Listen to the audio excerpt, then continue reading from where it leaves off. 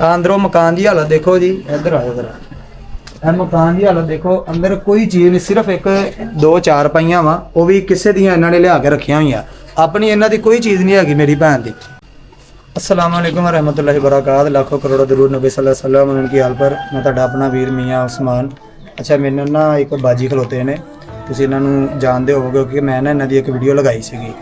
इन्हां दे घर दे विच ना बारिश दा काफ़ी ज़्यादा पानी आण के खलो जांदा सी, जिहदी वजह तो इन्हां दे घर दीयां दीवारां बड़ियां खस्ता हालत दियां हो गईयां सी। मैं इस बाजी नूं कहा सीगा कि बाजी तुसीं इस मकान नूं छड्ड दो, मैं तुहानूं किते होर जगह ते मूव कर दिंदा ताकि ये ना होवे कि जिहड़ियां दीवारां वा किसी हादसे का बाइस बनन। इस बाजी ने मैनू कहा कि भाई मैं दिता हले इत्थे रेंट, मेरा रेंट पूरा हो लवे तो फिर तुसीं मैनू जिथे कहोगे मैं तुहानूं मैं उत्थे शिफ्ट हो जाऊँगी। तो इस दरम्यान इन्हां दे जिहड़े हसबैंड आ उन्हां नूं ना पाँव ते लग गई कोई चीज़, और चीज़ लड़न की वजह तो चारे अज हफ्ता डेढ़ हफ्ता हो गया वो पे आ हॉस्पिटल। पिछों मकान मालक ने कहा कि या तुसीं सानूं रेंट देवो तो या तुसीं इस मकान नूं कर दो विहला। उन्हें समान सारा बाजी का चुक के मारिया। आ इन्ना क समान आ बाजी का, देखो तुसीं या बाजी नूं अज तीसरा दिन है इत्थे विचारी रहन दई है। इत्थे दे तुसीं वाशरूम इन्हां दे ना, इत्थे कोई वाशरूम आ ना, पिछे कोई लाइट ना बिजली ना पक्खा। राती बारिश भी हुई है, बारिश की वजह तो इन्हां दे सारे घर अंदर जरा ने इन्हां दे पानी खलो गया।